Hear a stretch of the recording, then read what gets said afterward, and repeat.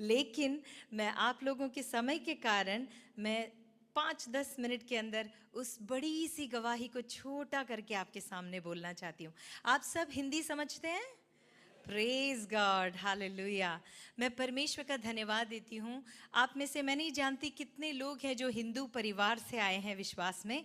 मैं एक हिंदू परिवार से विश्वास में आई हूँ।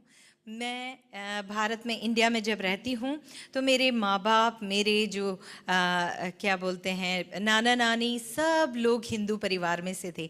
बचपन से लेकर मैं रामायण, महाभारत, ये तो सब आपने सुना होगा। हाँ, तो वो सब कुछ बचपन से लेकर उनसे सीखती हुई, पढ़ती हुई मैं आगे बढ़ती हुई आई। हर रोज़ मंदिर जाना, ये सारी चीज़ें मेरे जीवन में थी। लेकिन पता है क्या हुआ? एक चीज़ थी मेरे अंदर, एक खोज थी, सच्चाई क्या है।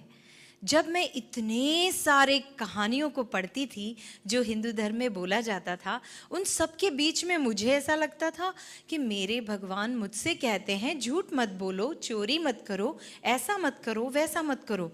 लेकिन अगर वो खुद ऐसा करते हैं तो कोई उन्हें बुरा नहीं कहता, है ना? कृष्ण चोरी करता था लेकिन कोई बात नहीं, है ना? वो उसकी लीला होती थी, लेकिन मैं करूँ तो मुझे पिटाई मिलती थी, है ना? तो ये सारे सवाल मेरे अंदर हुआ करते थे। सच्चा जिंदा परमेश्वर कौन है? यही चीज़ मैं ढूंढती रहती थी। और उसके बाद क्या हुआ, एक समय में मेरे साथ ऐसा हुआ, मेरे नाना ने मुझे बताया कि ये जो सारी कहानियाँ हैं वो इसलिए लिखी हुई हैं किताबों में ताकि आप अपनी ज़िंदगी को अच्छा कर सकें। आप पाप नहीं करो, गलती ना करो, दूसरों को परेशान ना करो। फिर मैंने सोचा कि फिर मैं इनकी पूजा क्यों करूं अगर सिर्फ अच्छी जीवन के लिए बनाया गया है। अगर वो स्वर्ग में रहते हैं तो मैं स्वर्ग में क्यों नहीं रह सकती?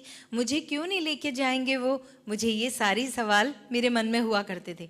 तो उस वक्त क्या हुआ कि एक दिन मैं 5वीं क्लास में, 5th स्टैंडर्ड में पढ़ती थी।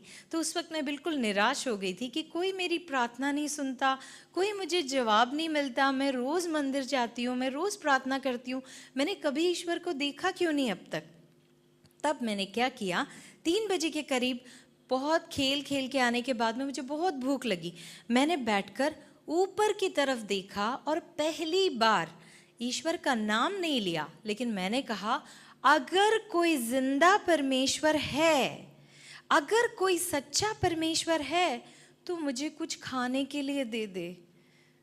5वीं क्लास में पढ़ने वाली बच्ची ने ये प्रार्थना की और पता ही क्या हुआ, 2-3 मिनट के अंदर मेरे पास में जो केले का पेड़ था उसके ऊपर एक कौवा आके बैठा। कौन आके बैठा?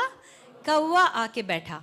और उस कौवे की चोंच में येलो कलर की पूरी थी।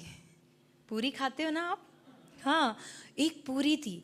और उस बच्ची ने कुछ नहीं सोचा ये गंदा है, अच्छा है, कुछ नहीं सोचा। उसने सोचा काश वो पूरी मुझे मिल जाए।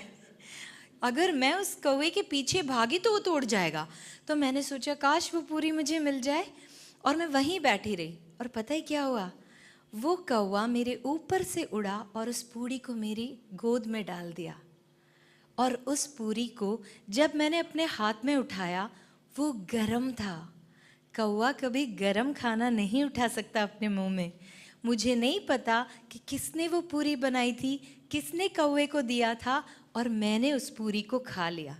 और उस वक्त पहली बार मुझे ऐसा लगा कि कोई ना कोई है जो मेरी प्रार्थना सुनता है। वो मेरा पहला प्रेयर था जो पूरा हुआ। और आप जानते हैं, बहुत बड़े होने के बाद जब मैंने बाइबल पढ़ा तब मुझे पता चला कि हमारे परमेश्वर में एक आदत है, जब भूख लगती है तो कौवे के द्वारा खाना खिलाता है। तो वही चीज उसने मुझे 5वीं कक्षा में दिया था। आप सोच कर देखिए, उस वक्त मेरा विश्वास तो जरूर जागा, लेकिन मुझे पता नहीं था कि सच्चा ईश्वर कौन है। किसी ने मुझे यीशु मसीह के बारे में तब तक बताया नहीं था। फिर उसके बाद में मैं नर्सिंग पढ़ने के लिए राजस्थान में आई। जब मैं नर्सिंग पढ़ने गई तब तक मेरे अंदर भूख बढ़ चुकी थी कि मुझे जानना है कि वो सच्चा परमेश्वर कौन है। इस पूरे संसार को बनाने वाला कोई तो होगा। और उस वक्त क्या हुआ, मैं जब वहाँ गई मैंने सोचा अब मुझे ईश्वर मिल नहीं रहा, तो मैं क्यों ना ईश्वर के पास चली जाऊँ। अगर वो मेरे पास नहीं आता तो मैं उसके पास चली जाती हूँ। ये सोचकर मैंने ये सोचा प्रभु आप तो मेरे पास आ नहीं रहे हो, मुझे दिख नहीं रहे हो, तो मैं आपके पास आना चाहती हूँ। और वो कैसे होगा? मर के, है ना। और मैंने ये तय किया कि जब मैं नर्सिंग की पढ़ाई करने के लिए अपने हॉस्टल में हूँ तो मैं जहर खाकर अपने आप को ख़त्म कर दूंगी। और मैंने ये सोचा मरने के बाद तो ऊपर वाले से मिलना ही पड़ेगा, तब मुझे पता चल जाएगा ये कौन है और उसने मुझे क्यों बनाया है, क्यों इस संसार में ला के रखा है, और रखा है तो बताता क्यों नहीं कि मेरा उद्देश्य क्या है, पर्पस क्या है लाइफ का। ये जानने के लिए मैं अपने हाथ में पॉइज़न लेकर घूमने लगी। आपको पता है, जब मैं नर्सिंग कॉलेज में जब मेरा दाखला हुआ, 1 महीने के अंदर मैंने सोच लिया था कि मैं अपने आप को ख़त्म कर दूंगी।